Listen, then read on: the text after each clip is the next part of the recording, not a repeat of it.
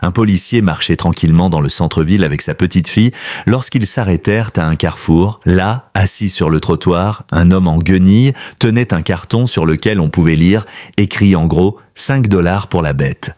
Derrière cette pancarte reposait un vieux berger allemand, si maigre que ses côtes saillaient, avec une oreille repliée de travers et des cicatrices qui parcouraient tout son corps. La fillette tira sur la manche de son père et supplia « S'il te plaît, papa, est-ce qu'on peut le sauver ?» Le policier hésita, mais quand son regard croisa celui du chien, quelque chose se brisa en lui. Ce n'était pas juste un animal errant, c'était une âme qui implorait une dernière chance, et ce qui allait se passer après qu'il eut sorti ce billet de 5 $ allait révéler un monde caché, fait de cruauté, de sauvetage et de rédemption. Une histoire capable de bouleverser une vie et de vous redonner foi en l'existence des miracles. Avant de commencer, dites-moi la ville dont vous nous regardez en commentaire. Voyons jusqu'où peut voyager ce récit de loyauté, de douleur et de rédemption. Maintenant, reprenons l'histoire. L'été brûlant du Montana pesait sur la petite ville de Silver Creek, enveloppant les briques rouges des boutiques et faisant miroiter la poussière sur le trottoir. Il était déjà tard dans l'après-midi, ce moment doré où l'air porte à la fois la fatigue accumulée de la journée et la promesse d'une soirée plus fraîche. Une brise légère fit grincer l'enseigne en métal du vieux dîner et au loin on entendait les éclats de rire d'enfants qui jouaient au parc 2 rues plus loin. L'officier Daniel Cooper avançait calmement sur Main Street, sa fille à ses côtés, savourant une rare journée de repos. Daniel avait 39 ans, grand, les épaules solides, les cheveux bruns déjà parsemés de quelques mèches grises au niveau des tempes. Ses yeux gris, souvent décrits comme calmes mais fatigués, portaient le poids de trop nombreuses années de service.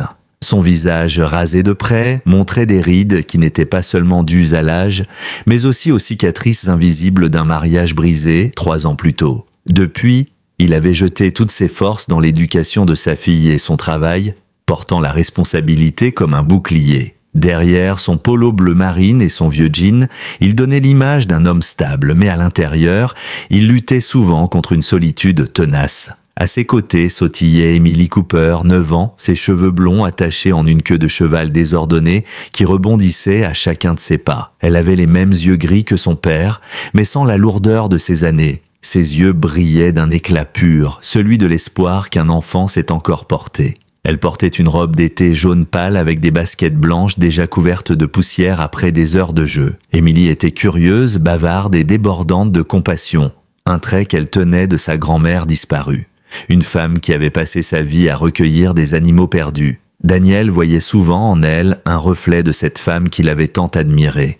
Ce qui réchauffait son cœur, mais réveillait aussi une certaine douleur. Alors qu'il longeait l'épicerie et la librairie fermée depuis des années, Daniel aperçut une silhouette recroquevillée au coin de la rue, près de l'arrêt de bus. L'homme s'appelait Howard Briggs. Du moins, c'est ce que Daniel se rappela vaguement d'une plainte autrefois déposée pour vagabondage. Howard avait une 50aine d'années. La peau tannée par des années passées dehors, une barbe hirsute, striée de gris. Ses vêtements pendaient sur lui, chemise à carreaux délavée, jean troué, vieilles bottes usées jusqu'à la semelle. Il dégageait l'aura de quelqu'un qui avait glissé depuis longtemps dans les failles de la société. Ses yeux bougeaient sans cesse, nerveux. Et derrière son air fatigué se cachait quelque chose de fuyant. Le regard d'un homme habitué à survivre avec des demi-vérités. Mais ce n'était pas Howard qui stoppa Emily net. C'était ce qui se trouvait à ses côtés. Un vieux berger allemand attaché par une corde effilochée. Son pelage, autrefois sombre et fier, était terne, couvert de poussière et de plaques de poils manquants. Autour de son museau et de ses pattes, les poils grisonnaient. Ses côtes saillaient, son oreille gauche pendait bizarrement, comme brisée depuis longtemps sans jamais avoir été soignée. Sa patte arrière tremblait lorsqu'il essayait de changer de position, signe d'une ancienne blessure jamais guérie. Mais ce qui frappait le plus, c'étaient ses yeux, de profonds yeux bruns, luisants de douleur, mais où subsistait une petite étincelle de vie, refusant de s'éteindre. Contre le genou de Howard était appuyé un carton sur lequel on avait griffonné au marqueur noir 5 $ pour la bête. Emily poussa un petit cri et serra plus fort la main de son père. « Papa, regarde-le » murmura-t-elle, la voix tremblante. Daniel suivit son regard. Il vit un chien qui aurait dû être majestueux, réduit à une ombre de lui-même.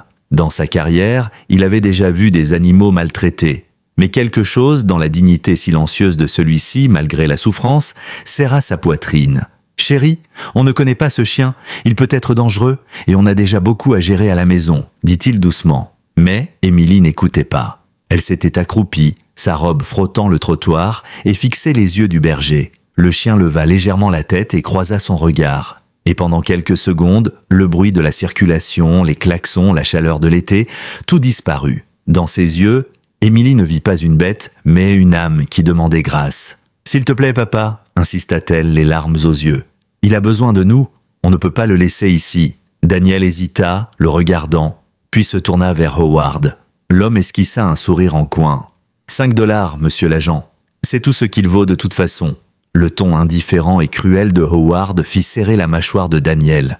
Il détestait la façon dont cet homme parlait de ce chien, comme si sa vie n'était qu'une question de monnaie. Lentement, il sortit son portefeuille.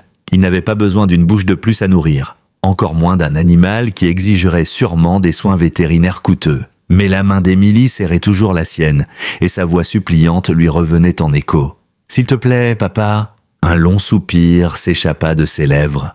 Émilie n'avait pas l'habitude de supplier. Et puis, comment aurait-il pu tourner le dos à ce regard brun, lourd d'histoire que silencieuse? « Très bien, » murmura Daniel, tendant un billet de 5 $. « Mais tu t'en occupes, Émilie. C'est ton chien. » Le visage de la fillette s'illumina aussitôt, plus éclatant que le soleil. Elle bondit et se jeta contre la taille de son père. « Merci, papa. Merci. » Howard arracha presque le billet de la main de Daniel, le glissa rapidement dans sa poche et marmonna. Toujours un plaisir de faire affaire. Puis, sans attendre, il hissa son sac sur son épaule et s'éloigna rapidement, disparaissant dans la foule, comme s'il ne voulait surtout pas rester une seconde de plus avec ce chien. Daniel fronça les sourcils. Le comportement de l'homme l'intriguait. D'ordinaire, les vendeurs de rue traînaient un peu. Mais Howard, lui, semblait vouloir fuir. Cela ne lui échappa pas et il savait qu'il n'oublierait pas ce détail. Pendant ce temps, Émilie caressait doucement le pelage sale et emmêlé du berger. « On va s'occuper de toi maintenant », chuchota-t-elle. « Tu es en sécurité. » Le chien remua faiblement la queue, sa langue sortit légèrement et un son fragile, moitié soupir, moitié gémissement, monta de sa gorge. « Comment on va l'appeler, papa ?» demanda Émilie avec espoir. Daniel s'accroupit à côté d'elle, observant le chien.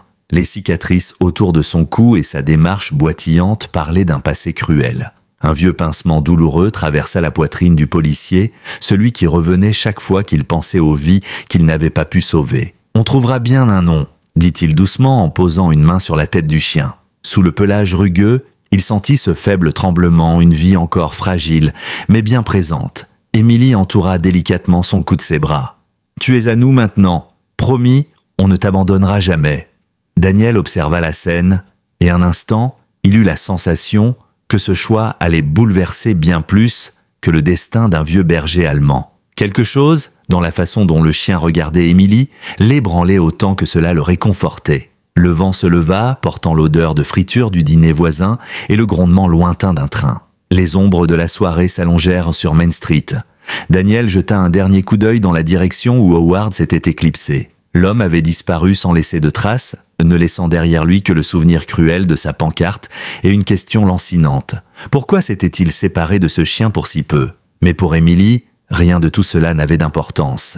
Elle tenait déjà la tête balafrée du berger contre son épaule. Elle l'avait sauvé, et dans son cœur, elle sentait qu'en retour, il venait de la sauver elle aussi. Le lendemain matin, le soleil se leva doucement sur les toits de Silver Creek, inondant la petite maison de Daniel de lumière dorée. La rosée perlait encore sur l'herbe du jardin, brillant comme des éclats de cristal. Un parfum de pin flotta dans l'air frais et le chant des oiseaux accompagna le réveil de la ville.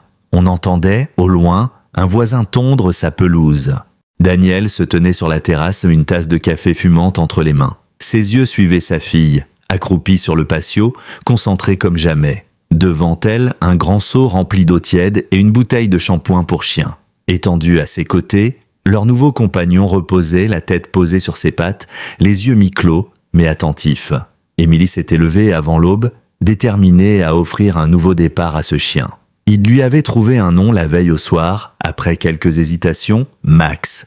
Émilie avait insisté. « Il est fort, comme un héros de dessin animé », avait-elle dit avec un sourire. Et étrangement, le nom semblait parfaitement collé à ce vieux berger. La fillette portait un grand t-shirt trop large avec des licornes délavées, un short de vélo et ses cheveux blonds étaient attachés en 2 couettes maladroites.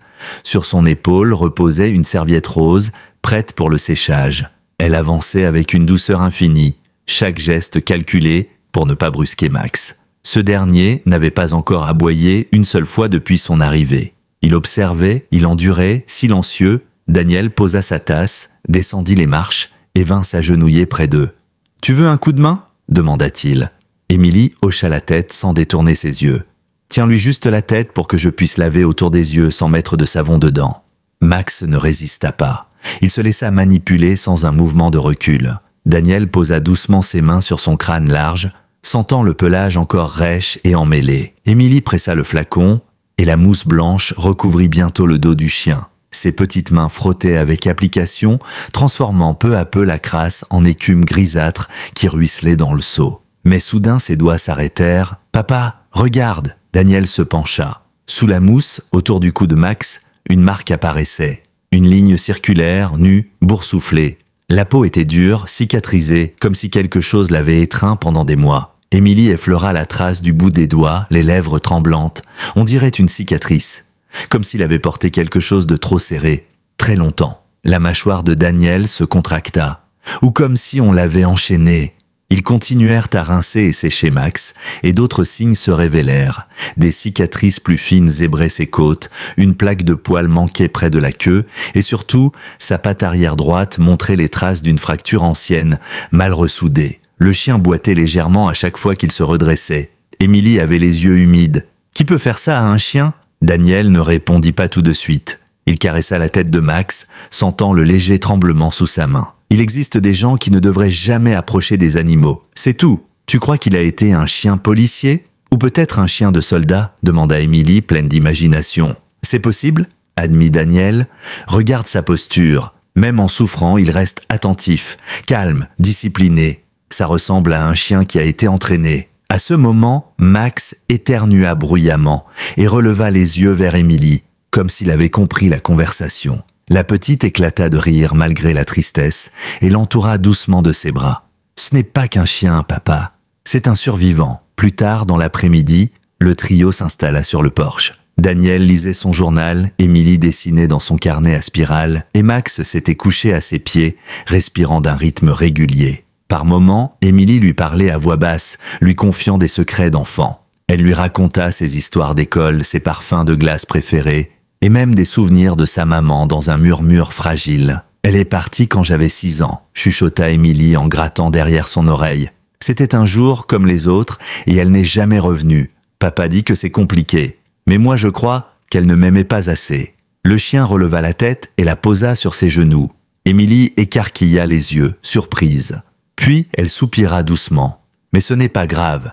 J'ai papa. Et maintenant j'ai toi. » Daniel, derrière son journal, entendit chaque mot. Sa main trembla légèrement, mais il ne dit rien.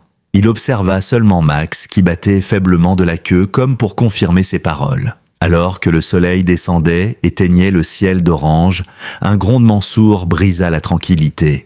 De l'autre côté de la clôture, un énorme mastif noir, Rufus, le chien du voisin, surgit en aboyant avec férocité. Rufus était connu dans le quartier pour son caractère imprévisible, surtout lorsqu'il n'était pas attaché. Émilie sursauta, ses crayons roulant au sol. Max bondit sur ses pattes, ses oreilles se dressant, ou du moins l'une d'elles. Rufus frappa la palissade de tout son poids, grognant, menaçant. Avant même que Daniel ait pu bouger, Max descendit les marches du porche. Il se plaça devant Émilie, entre elle et la source du danger. Sa posture était ferme, son corps figé, la queue raide. Il ne montra pas les crocs, il ne rendit pas les aboiements. Il se contenta de tracer une ligne invisible. Émilie resta immobile derrière lui, le souffle coupé. Rufus aboya une dernière fois, puis s'éloigna, disparaissant derrière la clôture. Daniel cligna des yeux. « Je rêve !» Émilie éclata d'un sourire. « Il m'a protégé ?» Max tourna légèrement la tête, vérifiant qu'elle allait bien, puis se laissa retomber lourdement sur l'herbe, épuisé. Daniel s'approcha, s'accroupit à côté de lui et posa la main sur sa poitrine. « Ça, c'était du courage, mon vieux. Tu es peut-être marqué par la vie, mais tu as encore du cœur. » Le soir venu, Daniel borda Émilie. Elle serrait son doudou lapin contre elle, mais ses yeux brillaient encore d'espoir. « Est-ce qu'il peut dormir dans ma chambre ?» demanda-t-elle à voix basse. Daniel hésita. Max était vieux, blessé. Et si jamais il grognait dans son sommeil? Et s'il réagissait mal à la douleur? Mais le regard suppliant de sa fille l'emporta, juste à côté du lit, sur le tapis, pas ailleurs. Le chien boitillant pénétra dans la chambre comme s'il avait compris. Il tourna 2 fois sur lui-même et s'effondra lourdement sur le tapis. Émilie tendit la main, effleurant son pelage. « Bonne nuit, Max. » Pour la première fois depuis longtemps, la maison parut pleine à nouveau. Il était un peu plus de 2 heures du matin lorsque Daniel fut tiré de son sommeil par un bruit inhabituel. Au début, il pensa que c'était le vent qui faisait grincer les volets. Mais très vite, il distingua autre chose. Un bruit de griffes raclant le parquet. Puis un grondement grave venu du fond de la maison. Il se redressa aussitôt, tendant l'oreille. Ce n'était pas un bruit ordinaire. Max était en alerte. Daniel attrapa la lampe torche posée sur la table de chevet et se leva doucement pour ne pas réveiller Émilie. En traversant le couloir, il passa devant la porte de sa fille. Derrière, il n'entendait que sa respiration calme. Mais plus loin, dans la cuisine, les grognements s'intensifiaient. Quand il arriva, il aperçut Max, dressé près de la porte arrière, le corps tendu, les oreilles en avant, sa queue était raide, ses muscles bandés comme un arc. Le chien fixait quelque chose dehors, invisible dans l'obscurité. Le grondement devint plus profond, suivi de quelques aboiements secs. « Qu'est-ce que tu vois, mon vieux ?» murmura Daniel. À peine eut-il ouvert la porte que Max s'élança, rapide comme un éclat de lumière. Et ce fut un choc pour Daniel. Pendant toute la journée, le chien avait semblé boiter, marcher avec lenteur, mais là, il bondissait avec une énergie presque surnaturelle, comme si l'adrénaline effaçait ses blessures. Daniel n'eut d'autre choix que d'enfiler sa veste, de glisser son revolver à sa ceinture et de suivre la silhouette du chien dans la nuit. Sa lampe torche découpait des traits blancs à travers le brouillard bas qui recouvrait le quartier. L'air sentait l'huile et la terre humide. Le chant des criquets s'était interrompu, comme si la nature elle-même retenait son souffle. Max l'attendait parfois à quelques mètres, puis repartait aussitôt, aboyant pour l'inciter à le suivre. Daniel comprit qu'il ne s'agissait pas d'une simple réaction de peur. Le chien voulait lui montrer quelque chose. Ils franchirent la vieille clôture en bois qui marquait la limite du lotissement, traversèrent les herbes folles et débouchèrent près d'une voie ferrée abandonnée. Daniel reconnut l'endroit. Ses rails séparaient la ville de la zone industrielle déchue. Depuis des années, les entrepôts et dépôts qui s'y trouvaient n'étaient plus que carcasses rouillées. Max se dirigea droit vers une clôture métallique à moitié écroulée. Derrière, une silhouette sombre se dessinait. Un ancien dépôt de fret, le lot 17.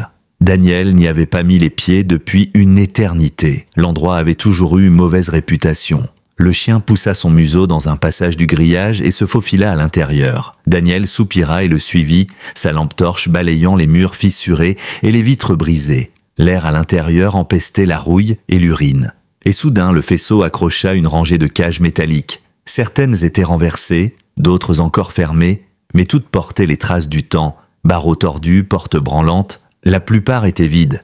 Mais Daniel distingua des colliers usés, des gamelles rouillées, et même des couvertures tachées de sang séché. Max grogna, approchant d'une cage dont le sol était griffé profondément, comme si un chien, enfermé là des jours entiers, avait tenté désespérément de creuser pour s'échapper. Daniel sentit son estomac se nouer, puis un bruit sec retentit derrière un amas de caisses. Il dégaina son arme et s'avança prudemment. Mais au lieu d'un agresseur, il découvrit un vieux bureau couvert de poussière. À l'intérieur des tiroirs, des carnets de notes. Les pages répertoriaient des chiens. Race, poids, montant d'argent. Certains noms avaient été rayés d'un trait rouge. Sur la dernière page, un tampon effacé se lisait encore « X15 en attente de ramassage ». Daniel resta figé. Des souvenirs lui revinrent. 2 ans plus tôt, il y avait eu des rumeurs de trafic de chiens dans la région. Des témoins parlaient de camionnettes circulant la nuit, de hurlements entendus dans des zones abandonnées. Mais rien n'avait jamais été prouvé. Et faute d'indices, l'affaire avait été classée. Daniel avait laissé filer, et voilà qu'il tombait maintenant sur des preuves tangibles. Max se mit à aboyer vers une grande caisse recouverte d'une bâche. Daniel tira la toile et découvrit une cage à roulettes assez vaste pour contenir plusieurs chiens à la fois. L'odeur qui s'en dégageait lui souleva le cœur. Il sortit son téléphone et prit des photos, les carnets, les cages, les colliers, les chaînes. Chaque détail témoignait d'un système organisé. Ce n'était pas un simple vagabond qui ramassait des chiens au hasard, c'était un trafic structuré. Daniel s'agenouilla à côté de Max qui le fixait intensément. « C'est ici qu'ils t'ont gardé, pas vrai ?» murmura-t-il. Le chien ne répondit évidemment pas, mais son regard en disait long. Peut-être s'était-il échappé. Peut-être quelqu'un l'avait libéré. Quoi qu'il en soit, une chose était claire. Il ne s'était pas retrouvé par hasard sur ce trottoir, avec une pancarte et un prix dérisoire. Quand ils rentrèrent à la maison, peu avant l'aube, Émilie les attendait déjà, les yeux gonflés de sommeil, debout dans son pyjama à l'entrée. « Où est-ce que vous étiez ?» demanda-t-elle d'une voix inquiète. Daniel posa une main sur son épaule. « Max m'a conduit quelque part, un endroit mauvais. » Les yeux d'Émilie s'agrandirent. « Est-ce qu'il avait peur ?» Daniel jeta un regard au chien puis à sa fille. Non, il était courageux. Ce matin-là, Daniel n'arriva pas à chasser les images de sa tête. Les cages rouillées, les traces de sang, les carnets. Tout cela formait un puzzle macabre. Assis dans son bureau, il fouilla les archives du commissariat. Parmi les documents retrouvés dans l'entrepôt, il y avait une enveloppe humide, déchirée, avec une mention à moitié effacée, Chenil X15. Il lance une recherche dans la base de données. Rien dans le Montana, mais un numéro similaire apparaissait dans un vieux dossier. Celui d'un chenil légal fermé depuis des années après la mort de son propriétaire. Personne n'avait jamais relié ce lieu à une quelconque activité criminelle. Daniel fronça les sourcils. Pourquoi utiliser l'identifiant d'un chenil disparu? Et surtout, pourquoi Max avait-il mené ses pas directement jusque-là? Le soir venu, en enfilant son uniforme pour partir en patrouille, il se pencha vers le chien qui l'attendait près de la porte. « Désolé vieux, pas ce soir, je dois y aller seul. » Max le fixa de ses yeux bruns, immobile, comme s'il comprenait plus que des mots. Ce que Daniel ignorait, c'est qu'Émilie l'observait depuis l'escalier. Déjà vêtue de son sweat vert et de ses baskets, elle avait cette expression obstinée qui lui connaissait bien. Et dans son cœur, elle avait pris une décision. Le soleil se couchait derrière les collines lorsque Daniel démarra sa voiture de patrouille. Les phares creusaient des sillons dans la brume du soir, éclairant la route qui menait au quartier Est. Son plan était clair. Inspecter les zones reculées, les vieux ponts et les chemins de traverse, là où des activités louches pouvaient facilement passer inaperçues. Il ne savait pas qu'à plusieurs rues de là, Émilie pédalait en silence, suivant les feux arrière de la voiture. Elle avait pris son vélo au moment précis où la portière avait claqué. Elle n'avait rien dit, rien demandé, elle avait juste senti qu'elle devait être là. Son cœur battait fort, partagé entre la peur et une détermination farouche. Daniel gara son véhicule près d'un chemin qui menait à un vieux moulin à grains abandonné. Il descendit, lampe torche en main, scrutant les alentours. De son côté, Émilie cacha son vélo derrière un bosquet et continua à pied, veillant à garder une distance de sécurité. Elle s'était jurée de rester discrète, de ne pas gêner. Elle voulait seulement veiller sur son père, comme Max veillait sur elle. Le silence de la nuit était presque total. Seuls les clapotis de l'eau sous les ponts et le bruit régulier des grillons résonnaient dans l'air. Daniel avançait le long d'un troisième pont, concentré, lorsqu'un son faible, étouffé, attira l'oreille d'Émilie. Un gémissement, un cri minuscule presque perdu sous la structure de béton. Elle s'arrêta net, regarda autour d'elle, puis descendit prudemment la pente qui menait sous le tablier du pont. Là, blotti entre des débris de bois et des feuilles, un petit corps tremblait. Un chiot, marron clair, tacheté de blanc sur la poitrine, maigre à faire peur. Un de ses yeux était gonflé, à moitié fermé. Il ne devait pas avoir plus de 4 mois. Émilie sentit son cœur se serrer. Elle posa un genou à terre. « Chut, ça va, je suis là. » Elle retira son sweat à capuche et enveloppa doucement la petite boule de poil. L'animal ne protesta pas. Il grelottait tellement qu'il semblait avoir abandonné toute résistance. Au-dessus, Daniel appelait la centrale radio pour signaler son avancée. Dans le faisceau de sa lampe, il aperçut une silhouette familière, petite, avec des cheveux blonds et un tissu vert dans les bras. « Émilie !» Sa voix claqua comme un coup de tonnerre. La fillette leva la tête, coupable. « Ne sois pas en colère, papa. Je l'ai trouvé là-dessous. Il était tout seul. » Daniel accourut, partagé entre soulagement et colère. « Tu te rends compte du danger? Tu n'aurais jamais dû me suivre. »« Je sais, » dit-elle, les yeux embués. « Mais regarde-le. Il est comme Max. Il avait besoin de nous. » Daniel posa une main sur son front, soupirant longuement. Ses principes lui hurlaient de la gronder, mais face à ce chiot tremblant, si faible, il ne pouvait pas le rejeter. Il prit un instant pour examiner l'animal.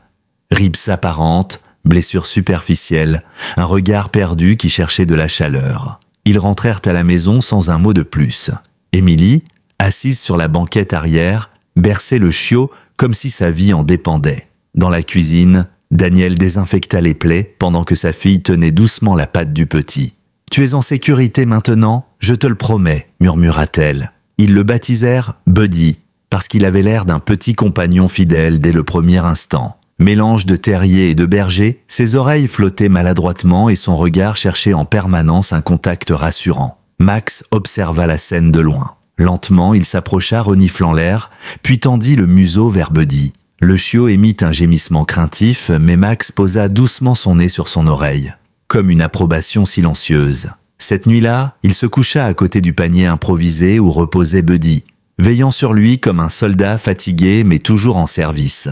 Daniel resta longtemps debout dans le couloir, les regardant tous les trois. Sa fille endormie, Buddy roulait en boule et Max postait comme un gardien. Une sensation étrange l'envahit. Ce chien n'était pas seulement venu chercher refuge, il était revenu avec une mission. Plus tard, assis à la table de la cuisine, Daniel ressortit l'enveloppe trouvée à l'entrepôt. Ses doigts caressèrent les lettres effacées. « Chenil Kiss 15 », il murmura pour lui-même. « Buddy n'est pas une coïncidence, tout ça n'est pas un hasard. » Max entra dans la pièce, silencieux comme une ombre. Daniel leva les yeux vers lui. « Tu savais où m'emmener ? Tu savais ce qu'il fallait montrer ? Et maintenant, voilà qu'Emily trouve un autre chien abandonné comme un déchet. » Il soupira. « Je ne peux plus fermer les yeux. » Les jours qui suivirent, la maison semblait en suspens. Silver Creek respirait la routine.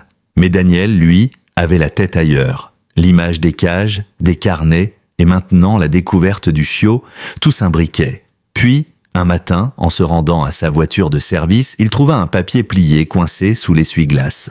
Pas de signature, juste quelques mots écrits d'une main hâtive. « Vérifie le terrain derrière la carrière de Johnson, Sentier Sud. Tu les entendras avant de les voir. » Daniel fronça les sourcils. C'était une piste.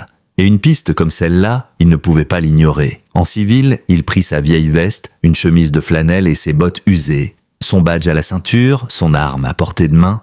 Dans la voiture, Max attendait déjà, assis bien droit, prêt à partir. Ils se garèrent à la lisière d'un bois. Le ciel était couvert, l'air chargé d'électricité, annonçant une pluie prochaine. Max descendit d'un bond, reniflant le sol, puis avança d'un pas déterminé. Ses oreilles frémissaient au moindre bruit. Plus il s'enfonçait, plus Daniel distinguait des sons étouffés. Pas le vent, pas des oiseaux, des gémissements, des aboiements faibles, le cliquetis métallique de barreaux. Ils débouchèrent sur une clairière protégée par des palissades faites de planches et de bâches. Au milieu, un véritable campement clandestin. Des cages empilées, rouillées, abritaient des dizaines de chiens. Certains aboyaient faiblement, d'autres restaient immobiles, trop épuisés pour réagir. L'odeur était insupportable, mélange de saleté, de sang séché et de nourriture avariée. Daniel sentit sa gorge se nouer. Max, lui, se plaça devant, prêt à réagir.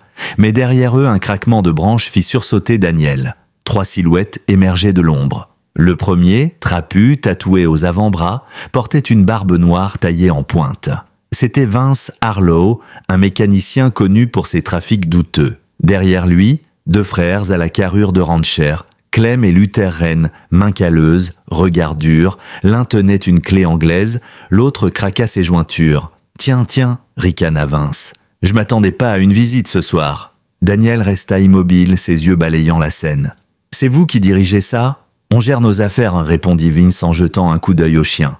Vous devriez gérer les vôtres ? Ces chiens ne sont pas à vous, gronda Daniel. Clem s'avança d'un pas. Vous n'avez pas de mandat, Cooper, pas de collègues pour vous couvrir, vous êtes seul. Max grogna, ses poils se hérissant. Vous menacez un officier de police maintenant ? Dit Daniel, le ton glacé. Vince esquissa un sourire en coin. Pas une menace, un avertissement. Quand on fouille où il ne faut pas, il arrive des accidents. Et je crois savoir que vous avez une fille. Non ? Daniel sentit son sang se glacer. Avant qu'il ne réagisse, Max bondit, aboyant avec une telle puissance que les hommes reculèrent instinctivement. Daniel en profita pour attraper le col du chien et reculer. « Je reviendrai », lança-t-il d'une voix ferme. « Avec un mandat et avec du renfort. » Le groupe recula dans l'ombre, mais leurs regards étaient clairs. Ils savaient pour lui, ils savaient pour Emily. Et ce que Daniel ignorait encore, c'est qu'une silhouette cachée derrière un tronc avait tout vu. Emily, une fois de plus, avait désobéi. Et lorsqu'elle entendit Vince prononcer ces mots, « Tu as une fille ?» Non, son cœur se serra comme jamais. La nuit était tombée sur Silver Creek, lourde et pesante. Daniel rentra plus tard que d'habitude. La pluie avait commencé à tomber en fines gouttes, traçant des lignes luisantes sur la vitre du salon. À l'intérieur, Emily était recroquevillée sur le canapé, Buddy roulait en boule contre ses jambes, tandis que Max, fidèle, montait la garde à ses pieds. Daniel accrocha sa veste au porte-manteau, son regard se posa sur sa fille. Elle ne leva pas immédiatement les yeux. Il devina qu'elle savait. « Émilie » dit-il doucement, s'approchant. Elle releva la tête, les larmes au bord des paupières. « Je les ai entendues. » Sa voix tremblait. « Je t'ai suivi, papa. Je sais que je n'aurais pas dû, mais je l'ai fait. J'étais là derrière les arbres et... Ils ont parlé de moi, pas vrai? Ils savent que j'existe. » Daniel sentit sa poitrine se serrer. Il s'agenouilla devant elle, prit ses petites mains dans les siennes. « Oui, ils savent. Mais je ne laisserai personne t'approcher. Personne, tu m'entends ?» Émilie secoua la tête, sanglotant. « S'il te plaît, promets-moi de ne pas y retourner. Je ne veux pas te perdre toi aussi. » Il la serra contre lui, enfouissant son visage dans ses cheveux blonds. Ses yeux se brouillèrent, brûlants. Il aurait voulu promettre, mais il savait qu'il n'en avait pas le droit. Pas tant que ces hommes couraient libres. Max s'approcha, posa sa tête contre l'épaule d'Émilie. La petite referma ses bras autour de son cou, trouvant dans sa chaleur un bouclier silencieux. Plus tard dans la soirée, alors que Daniel relisait encore et encore ses notes à la table de la cuisine, Max entra dans la pièce. Dans sa gueule, il tenait quelque chose. Daniel fronça les sourcils quand le chien laissa tomber l'objet à ses pieds, un trousseau de clés, rouillé, couvert de terre. Daniel se pencha, le ramassa, une étiquette métallique pendait au porte-clés. Gravé dessus, on pouvait lire « Unité B, casier forestier 714Z ». Il fixa Max. « Où as-tu trouvé ça ?» Le chien se contenta de le regarder, immobile, ses yeux bruns étincelants. Daniel sentit un frisson courir dans son dos. Ce chien semblait savoir exactement où le guider, comme un témoin silencieux d'un passé trop lourd. Le lendemain, un orage éclata au-dessus de Silver Creek. Le tonnerre roula sur la vallée, la pluie s'abattit en rafales contre les fenêtres. Le ciel était noir, traversé d'éclairs. La ville semblait retenir son souffle. À l'intérieur de la maison, la tension était palpable. Émilie était assise au bord du canapé, ses genoux ramenés contre sa poitrine. Buddy, nerveux, tremblait à chaque grondement du ciel. Max, lui, se tenait près de la porte, oreilles dressées, muscles contractés, comme s'il sentait déjà que quelque chose approchait. Daniel vérifiait son équipement. Son badge était accroché sous sa veste, sa lampe torche dans sa poche, ses menottes et son arme fixées à sa ceinture. Mais ce soir, il ne serait pas seul. Il avait contacté 2 collègues de confiance prêts à l'accompagner pour une opération discrète. Il s'accroupit devant Émilie. « Écoute-moi chérie, ce soir, je dois partir. Je vais retourner là-bas avec d'autres officiers. » La petite leva vers lui des yeux pleins d'angoisse. « Je ne veux pas rester seule. Et s'ils viennent ici? Et s'ils me trouvent ?» Elle serra Max contre elle. « Je ne veux pas être sans lui. S'il te plaît, papa, laisse-moi venir.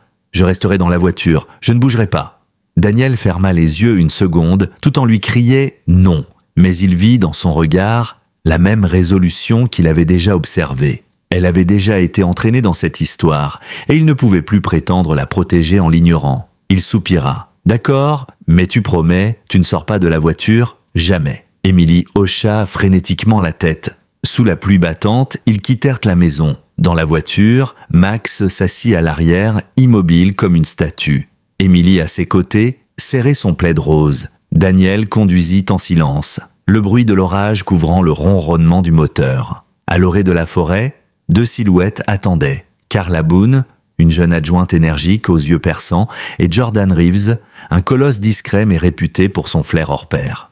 Tous 2 portaient des vestes sombres, des lampes prêtes et des coupes-boulons. Sous le fracas de la pluie, Daniel leur expliqua rapidement « Vince Harlow et ses complices sont à l'intérieur. Il y a des cages, des chiens, probablement des armes. On entre vite, on libère, on arrête. Bruno, il désigna Max, nous montre le chemin. » Carla esquissa un bref sourire nerveux. Un chien guide une opération de police. Voilà qui fera parler. Max ne les fit pas attendre, il s'élança dans les bois, suivant un tracé précis malgré la pluie qui détrempait le sol.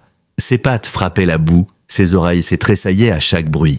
Il avançait droit, sûr de lui. Le camp apparut dans la clairière, dissimulé par les palissades de fortune et les bâches flottantes sous l'orage. Quelques lumières vacillaient sous un auvent. Les aboiements étouffés des chiens retenus se faisaient entendre déchirants. Daniel leva le poing. Le groupe se sépara. Carla glissa sur la droite, Jordan sur la gauche. Daniel s'approcha au centre, Max à ses côtés. Dans la voiture garée plus loin, Émilie attendait, le souffle court. Les gouttes martelaient le toit métallique, rendant le monde extérieur flou. Elle avait promis de ne pas bouger. Mais ses yeux restaient rivés sur la silhouette de son père qui disparaissait dans les arbres. Un aboiement retentit, différent de celui des chiens en cage, un aboiement brisé, désespéré. Et Émilie sentit son cœur se fissurer. Dans l'habitacle sombre de la voiture, Émilie mordillait son pouce, incapable de rester tranquille. Elle avait promis de ne pas bouger, mais le son de cet aboiement la hantait. Ce n'était pas un appel ordinaire, c'était un cri de douleur, un appel à l'aide. Elle serra le plaid rose contre elle, hésita quelques secondes, puis ouvrit discrètement la portière. La pluie glacée la frappa aussitôt, mais elle s'élança quand même, ses baskets s'enfonçant dans la boue. De son côté, Daniel avançait silencieusement entre les cages. Sa lampe torche balayait l'obscurité. Dans la première rangée, 2 petits chiens recroquevillés tremblaient derrière les barreaux. Il fit signe à Jordan qui se précipita pour couper le cadenas. Les animaux s'échappèrent en couinant, libres pour la première fois depuis des mois. Mais un bruit brutal résonna derrière. Une silhouette surgit d'un cabanon adjacent, brandissant une barre de fer. C'était Luther Wren. Son visage creusé et ses dents jaunies luisant dans la lumière, il chargea droit sur Daniel, rugissant. Avant que l'arme ne s'abatte, Max jaillit comme une flèche. Ses crocs s'enfoncèrent dans la jambe de Luther, qui hurla en lâchant sa barre. Déséquilibré, il s'effondra dans la boue. Max relâcha sa prise, grogna, prêt à bondir de nouveau si nécessaire. Daniel profita de l'ouverture. « À terre !» cria-t-il, pointant son arme. Jordan surgit à son tour, menottes à la main. Luther, gémissant, fut maîtrisé rapidement. À l'autre bout du campement, Carla se battait déjà avec Clem Renz, qui avait sorti un couteau. La pluie rendait le sol glissant et l'homme était rapide malgré sa carrure. Carla esquiva un premier coup, puis dégaina son taser. Mais avant qu'elle n'appuie, Clem se détourna soudainement, ses yeux attirés par une silhouette qui courait vers l'arrière des cages. Émilie. Elle venait d'apercevoir une chienne âgée, une labrador blanche aux flancs ensanglantés, qui ne bougeait presque plus. Sans réfléchir, Émilie avait ouvert la porte rouillée de sa cage et s'était agenouillée auprès d'elle, enveloppant son corps frêle dans son plaid. « Ça va, je suis là, tu es en sécurité » chuchotait-elle, les larmes se mêlant à la pluie sur son visage. Clem fonça droit sur elle, son couteau brandi. Daniel hurla « Émilie, recule !» et s'élança, mais il était trop loin. Max arriva le premier, le vieux berger percuta Clem de plein fouet. Ses crocs saisirent son poignet armé et l'arrachèrent du couteau. Clem tomba en arrière, écrasé dans la boue, hurlant sous l'assaut. Max, malgré son âge et sa patte blessée, tenait bon, ses yeux flamboyants de détermination. Émilie serra la labrador contre elle, le souffle coupé. Elle vit son père surgir, l'arme tendue. En un instant, Jordan et Carla rejoignirent le combat. Le couteau fut récupéré, Clem immobilisé, menotté sous la pluie battante. Dans la cohue, un autre bruit se fit entendre, une course précipitée, des pas fuyant dans la forêt. C'était Vince Harlow, tentant de disparaître dans la nuit. Mais Carla, rapide, leva son taser et tira. Les électrodes claquèrent et Vince s'écroula dans la boue, paralysé. Le silence tomba enfin, seulement brisé par le tonnerre et les gémissements des chiens. Daniel lâcha un soupir tremblant. Il courut jusqu'à sa fille, la serrant contre lui avec la labrador blessée toujours dans ses bras. « Tu m'as désobéi » souffla-t-il d'une voix cassée. « Mais tu as sauvé une vie !» Émilie, sanglotante, enfouit son visage dans son épaule. « J'avais peur pour toi, et pour elle. » Max, couvert de boue et haletant, s'approcha d'eux et posa sa tête contre la jambe d'Émilie. Malgré la pluie, malgré la douleur visible de sa patte, il restait droit, fidèle. Lorsque le reste de l'équipe arriva en renfort, la clairière ressemblait à un champ de bataille. Les cages furent ouvertes une à une, les chiens libérés. Certains couraient aussitôt, d'autres restaient prostrés, trop faibles pour bouger. Tous avaient besoin de soins. Dans le pick-up de service, Émilie resta assise avec la labrador sur ses genoux. Elle l'avait déjà baptisée dans un souffle, Hope, parce qu'elle incarnait exactement ce qu'elle représentait, l'espoir. Le lendemain matin, la tempête était passée. Mais dans les bois, l'odeur et les images de la nuit restaient imprimées. Au commissariat, Daniel passa des heures à remplir les rapports. Les frères Rennes et Vince Harlow étaient derrière les barreaux en attente de transfert. Mais un nom ressortit des papiers d'enquête, Joseph Carter, l'homme derrière l'opération. Daniel le connaissait, un ancien petit criminel de Silver Creek, disparu depuis des années, et voilà qu'il refaisait surface, plus dangereux que jamais. Dans la salle d'interrogatoire, Carter attendait menotté à la table. Son regard était dur, presque amusé, comme s'il ne craignait rien. Quand Daniel entra, il esquissa un sourire. « Tiens donc, le grand officier Cooper, je t'avais presque oublié. » Daniel resta de marbre. Il posa une photo devant lui, Max, assis fièrement près du camion de sauvetage, couvert de boue, mais digne. Un éclat passa dans les yeux de Carter.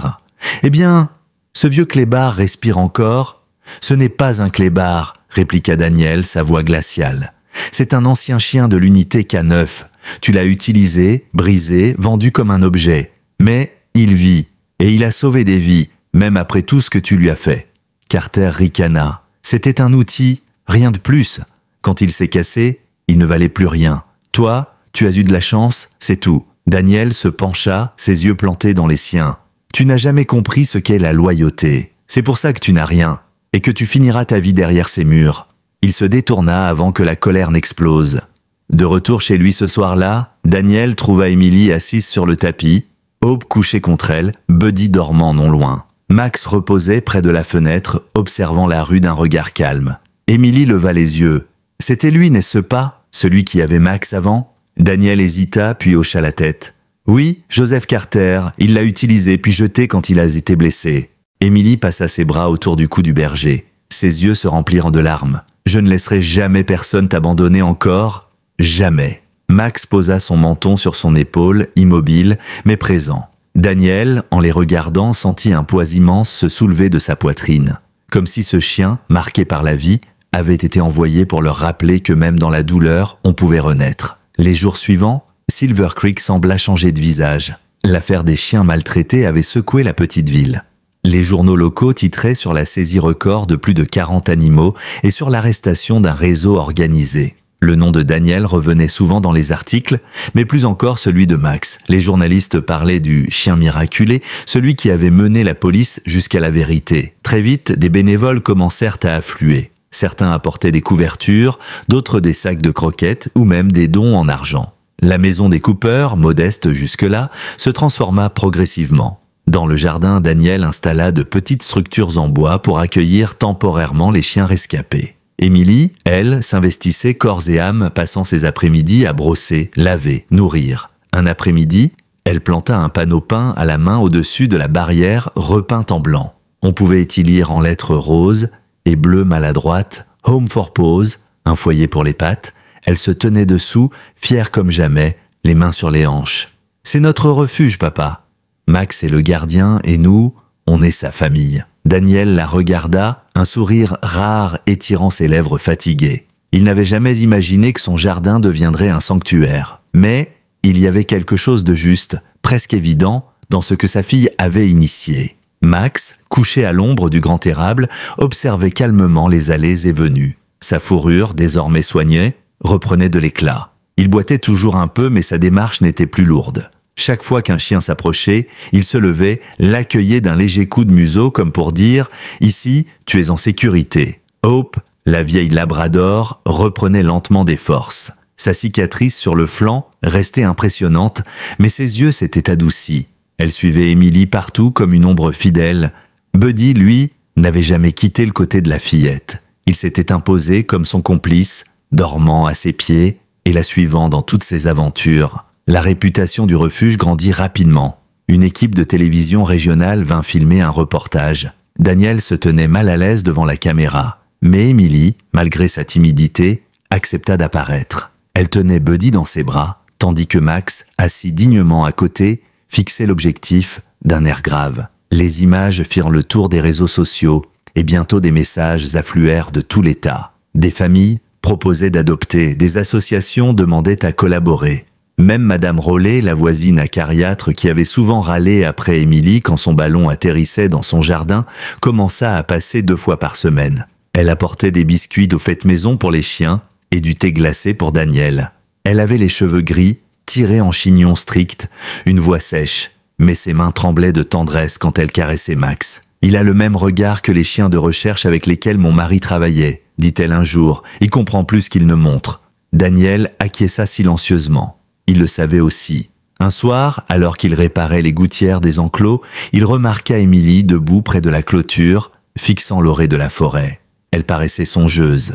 À quoi tu penses ? Demanda-t-il en descendant de l'escabeau. La fillette haussa les épaules. À cette nuit-là, j'avais peur. Mais quand Max s'est mis devant moi, je n'ai plus eu peur. C'était comme s'il me disait sans parler « Tu vas t'en sortir ». Daniel regarda le vieux chien qui venait de s'approcher, posant sa tête contre la main d'Émilie. Tu sais, au début, je pensais que c'était nous qui l'avions sauvé. Émilie esquissa un sourire doux. Mais en fait, c'est lui qui nous a sauvés. Ils restèrent là un moment, tous les trois, reliés par un silence qui disait plus que les mots. Quelques jours plus tard, ils organisèrent leur première journée d'adoption. Des familles de Silver Creek et des villes voisines vinrent découvrir les chiens. Les enfants couraient dans l'herbe, riant en jouant avec les chiots. Des couples, émus, signaient des papiers pour offrir une nouvelle vie à ceux qui en avaient tant manqué. Hope fut adoptée par une jeune femme récemment endeuillée par la perte de son propre chien. Quand la Labrador posa sa tête contre sa poitrine et lui lécha la joue, elle éclata en sanglots. « C'est un signe », murmura-t-elle. Buddy, en revanche, ne quittait pas Émilie d'une semelle. Chaque fois qu'un visiteur s'en approchait, il se blottissait contre elle, refusant de partir. Daniel comprit, en observant la scène, que ce petit compagnon avait déjà trouvé sa famille définitive. Max, lui, ne participait pas au jeu. Il observait depuis le perron sa silhouette imposante découpée dans la lumière dorée du soir. On aurait dit un vieux général veillant sur ses troupes. À la fin de la journée, lorsque les derniers de visiteurs partirent et que le calme retomba, Émilie sortit son carnet à dessin. Assise sur les marches, elle esquissa la maison, les enclos et les chiens gambadant. Au centre, elle dessina un homme en uniforme avec une petite filla à ses côtés. À leurs pieds, un grand berger allemand, les yeux lumineux. Elle montra son dessin à son père. « C'est nous et Max. Ce n'est pas parfait, mais... » Daniel l'interrompit doucement. « C'est parfait. » Cette nuit-là, alors que la lune montait haut et que le vent faisait frémir les feuilles, Max s'installa sur le porche, la tête posée sur ses pattes. Son souffle régulier accompagnait les rires qui s'échappaient de la salle à manger où Émilie racontait ses histoires à son père. Il avait été oublié, rejeté. Maintenant, il était chez lui. Et parfois, les miracles n'arrivent pas sous la forme d'éclairs ou de grandes révélations. Parfois, ils avancent en boitant sous la pluie, portant leurs cicatrices comme des témoins silencieux, demandant seulement une seconde chance. Les semaines passèrent et l'été s'installait doucement sur Silver Creek. Les arbres de Main Street avaient retrouvé leur feuillage épais. La chaleur des après-midi portait l'odeur de fleurs sauvages et de cèdres. La ville, autrefois marquée par la torpeur et les murmures de peur, commençait à vibrer d'une énergie nouvelle. Chez les Cooper, le jardin ressemblait désormais à un petit sanctuaire. Les enclos peints en blanc s'alignaient proprement, protégés par des toiles pour offrir de l'ombre. Des fleurs, plantées par Émilie, parsemaient le sol, mêlant marguerite et tournesol aux abords des espaces de jeu. Les chiens, sauvés de l'enfer, s'ébrouaient maintenant au soleil, courant après des balles ou se couchant dans l'herbe humide du matin. Daniel passait une partie de ses journées à répondre au téléphone. Des courriers arrivaient de tout l'État, demandes d'adoption, propositions de bénévolat, dons anonymes. Ce qui avait commencé comme une impulsion, sauver un chien pour 5 $, s'était transformé en une mission qui dépassait largement leur foyer. Émilie, quant à elle, s'était imposée comme la petite âme du refuge. On la voyait, carnet de dessin à la main, assise près des chiens les plus craintifs, leur parlant doucement, leur racontant des histoires inventées. Max, toujours près d'elle, se couchait à côté, offrant sa présence rassurante comme un gage de sécurité. C'était comme si chaque nouvel arrivant lisait dans ses yeux « Si je suis ici, tu peux me faire confiance ». Un soir, alors que le soleil se couchait derrière les collines, Daniel s'installa sur le perron avec une tasse de café. Émilie vint le rejoindre, s'asseyant à ses côtés. Max, fidèle, posa sa grosse tête sur ses genoux. « Tu sais, dit Daniel après un moment de silence, quand je l'ai vu pour la première fois avec cette pancarte « 5 $ pour la bête », j'ai pensé que je faisais juste un petit geste, que je rendais service à un chien mal en point. Mais en réalité, c'est lui qui m'a montré ce qu'on avait perdu. Émilie caressa doucement l'oreille tordue de Max. « On avait perdu la confiance », murmura-t-elle, « et lui nous l'a redonnée. » Daniel hocha lentement la tête. Il sentit quelque chose d'inexplicable. Ce chien, marqué par la souffrance, avait été le lien entre lui et sa fille. Il les avait rassemblés à un moment où ils se cherchaient encore. La vie reprenait son cours, mais la mémoire de ces nuits orageuses restait gravée dans leur cœur. Daniel savait qu'ils avaient échappé de peu au pire, et chaque fois qu'il posait les yeux sur Émilie, sur son sourire, sur son regard qui brillait de compassion, il se rappelait pourquoi ils devaient se battre. Un dimanche, ils organisèrent une nouvelle journée d'adoption. La cour résonnait de rires et d'aboiements joyeux. Des familles se pressaient, caressant les chiens, signant des papiers, échangeant des histoires. Certaines personnes venaient simplement pour rencontrer le chien à $5. Ce héros silencieux dont l'histoire avait circulé sur Internet. Max ne cherchait pas l'attention. Il restait assis près de la clôture, le regard vigilant, observant comme un protecteur. Pourtant, chaque personne qui croisait ses yeux avait la même réaction. Un mélange de respect et d'émotion. Comme si, derrière ses cicatrices, il reflétait quelque chose de plus grand que lui. En fin de journée, alors que le soleil déclinait, Émilie sortit son carnet et montra un nouveau dessin à son père. On y voyait la maison, les chiens courant partout, et au centre, un grand berger allemand avec une auréole discrète au-dessus de la tête. Daniel la regarda longuement. « Pourquoi l'as-tu dessiné comme ça ?» Émilie haussa les épaules. « Parce qu'il est un peu comme un ange. Pas un ange parfait comme dans les livres, mais un ange cabossé qui nous protège quand même. » Daniel sentit sa gorge se nouer. Il posa une main sur l'épaule de sa fille et fixa Max, qui observait le ciel comme s'il comprenait chaque mot. Cette nuit-là, sous une lune éclatante, Daniel ne trouva pas le sommeil. Il descendit dans la cuisine et Max le suivit. L'homme s'accroupit devant le vieux chien et sortit de sa poche un objet qu'il gardait depuis des années. Une plaque en métal argenté, un ancien insigne de l'unité K9, marqué d'un seul mot gravé, « Valor ». Il l'attacha doucement au collier de Max. « Tu l'as gagné il y a longtemps.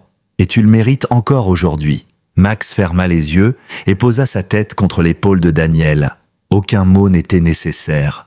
Tout était dit dans ce simple geste. À partir de ce jour, chaque personne qui franchissait la barrière du refuge pouvait lire ce nom sur le collier du chien. Valor. Pour beaucoup, il devenait le symbole vivant de ce que signifiait une seconde chance. Les saisons s'écoulèrent doucement à Silver Creek. L'été s'éteignit, laissant place aux couleurs flamboyantes de l'automne.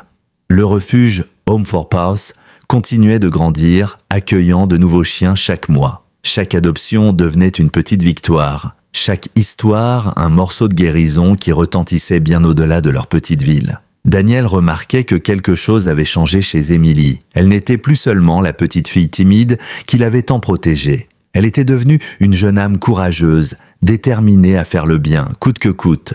Ses yeux n'avaient pas perdu leur innocence, mais ils s'étaient emplis d'une force rare, comme si les cicatrices de Max s'étaient imprimées en elle pour la guider. Max, lui, restait fidèle à son rôle. Chaque matin, on le trouvait couché à l'entrée du jardin comme un vieux soldat monté en sentinelle. Il n'aboyait presque jamais, il n'avait pas besoin. Sa seule présence suffisait à faire comprendre qu'ici, aucun mal ne pouvait franchir la barrière. Les cicatrices sur son cou, sur ses flancs, sur sa patte boiteuse racontaient une histoire que les mots n'auraient pas su traduire. Et pourtant, lorsqu'on le regardait, on ne voyait pas la douleur, on voyait la résilience. Le soir, après que les chiens se soient calmés et que les visiteurs soient partis, Daniel et Émilie s'asseyaient souvent ensemble sur le perron. Émilie racontait ses rêves d'avenir, devenir vétérinaire, ou bien créer un refuge encore plus grand, où aucun animal ne serait jamais rejeté. Daniel l'écoutait, un sourire discret accroché aux lèvres.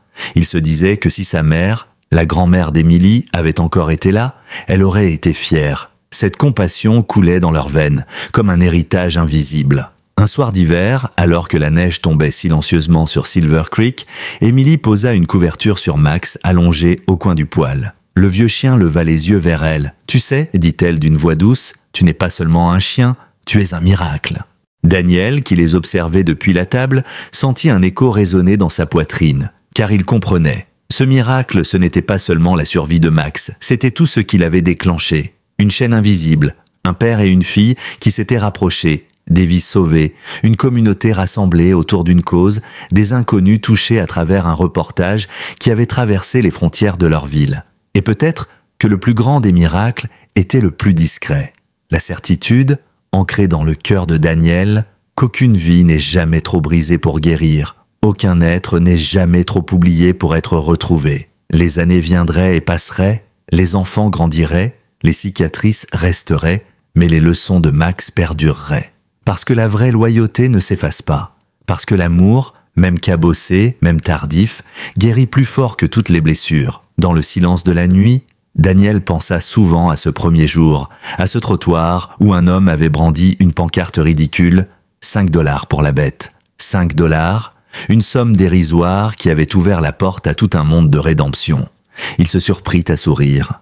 Il ne savait pas ce qu'il vendait, murmura-t-il pour lui-même, parce que ce n'était pas une bête, c'était une âme. Émilie, blottie sous sa couverture, ajouta en fermant les yeux, et cette âme a changé les nôtres. Max, comme s'il avait compris, battit doucement de la queue, puis posa sa tête sur ses pattes. Alors, à ceux qui entendent cette histoire, souvenez-vous, les miracles n'arrivent pas toujours avec éclat. Parfois, ils arrivent discrets, couverts de boue et de cicatrices, l'air fatigué, mais avec une étincelle encore vivante dans les yeux. Parfois, ils se présentent sous la forme d'un chien boiteux, rejeté par le monde, qui ne demande rien d'autre qu'une seconde chance. Et peut-être que nous aussi, chacun à notre manière, nous attendons cette seconde chance. Peut-être que nous portons tous des cicatrices invisibles, espérant simplement qu'un jour, quelqu'un nous dira « Tu comptes encore, tu n'es pas fini, tu es digne d'être aimé ». C'est cela, la leçon de Max. C'est cela, la grâce des secondes chances. Alors, si cette histoire a touché votre cœur, partagez-la avec quelqu'un qui a besoin d'espoir aujourd'hui. Parce que parfois, une histoire suffit à rallumer une flamme.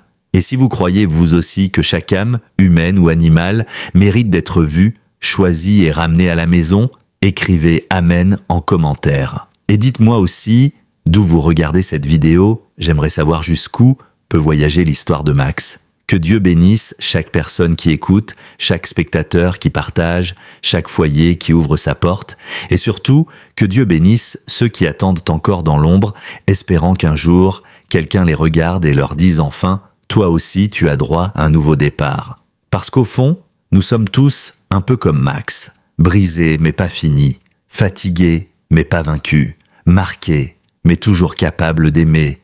Et c'est là que réside le plus grand miracle de tous.